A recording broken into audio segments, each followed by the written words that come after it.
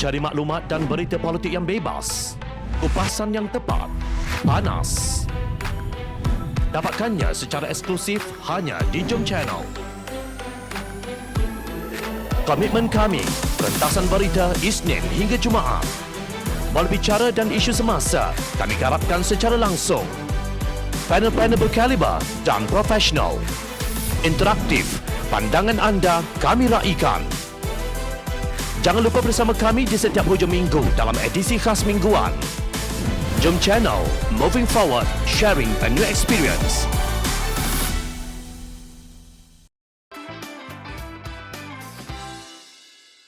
Mengapa amanah terbabit dalam rundingan dengan UMNO? Pengarah Komunikasi Amanah Khalid Abdul Samad sekali lagi menegaskan pengkhianatan bukan dilakukan oleh pihak Pakatan Harapan tetapi oleh parti-parti di dalam kerajaan itu sendiri. Ini kerana terbukti yang menjatuhkan Tan Sri Mahyadin Mat Yassin sebagai Perdana Menteri ialah UMNO yang juga sebahagian daripada Kerajaan Perikatan Nasional ketika itu ciptaan beliau juga. Dalam program Jom Channel siri ke-124, PH dan Ismail Sabri Persefahaman atau Perjanjian CSA, Khalid menjelaskan perbezaan antara Memorandum Persefahaman MOU, Transformasi dan Kestabilan Politik, Pakatan Harapan dan Kerajaan dengan Confidence dan Supply Agreement CSA. Beliau berkata Mahyadin telah menawarkan CSA tetapi ditolak oleh Pakatan Harapan. Khalid berkata Mahyadin mahu mencukupkan sokongan kepada beliau setelah menjadi kerajaan minoriti. Dan bila ditawarkan dulu memang kita tolak kerana memang kita tak nak sokong dia. Kalau dia tak cukup sokongan maka jatuhlah dia. Ya?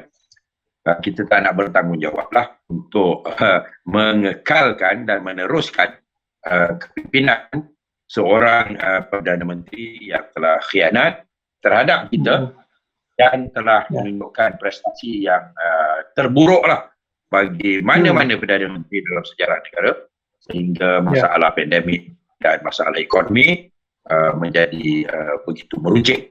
Beliau berkata berbeza dengan Datuk Seri Ismail Sabri Yaakob yang menawarkan konsesi yang selama ini diperjuangkan oleh Pakatan Harapan. Ahli Parlimen Shah Alam itu mengambil contoh undang-undang anti lepak parti yang tidak sempat dibentangkan di Parlimen ketika Pakatan Harapan menjadi kerajaan dahulu.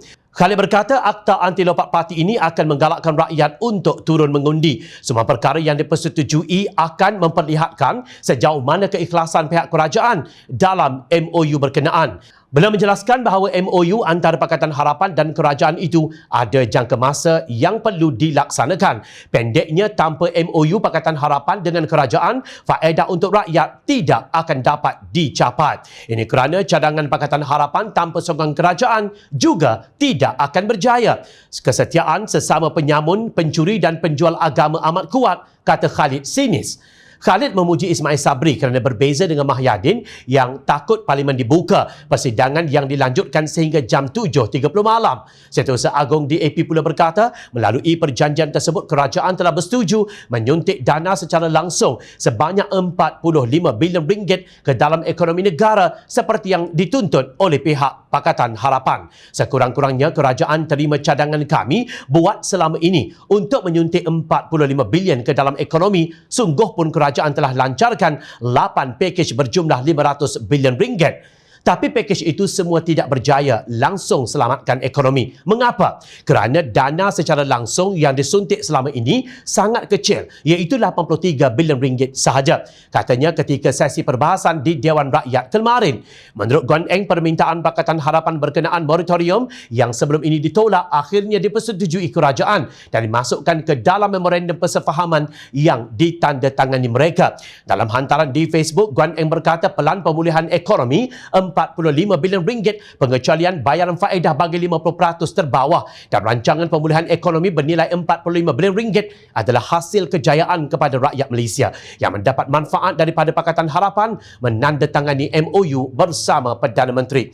Katanya beliau telah berbincang dengan Menteri Keuangan Tengku Datuk Seri Zafrul Abdul Aziz setelah menandatangani MOU supaya mempertimbangkan peniaga kecil dan sederhana PKS yang menghadapi masalah keuangan berikutan kegagalan pengurusan krisis pandemik COVID-19 dan kemelisitan ekonomi berikutnya. Pelaksanaan MOU dan penyempurnaan terma dan syaratnya sangat penting untuk menguji keikhlasan dan komitmen kerajaan terhadap reformasi tersebut. Hanya dengan menunaikan dan mematuhi MOU terbabit, kita dapat lari daripada permainan angka politik yang merosakkan dan fokus kepada pertempuran mengatasi pandemik COVID-19 serta kemelesetan ekonomi demi menyelamatkan nyawa dan mata pencarian rakyat, tegas Guan Eng.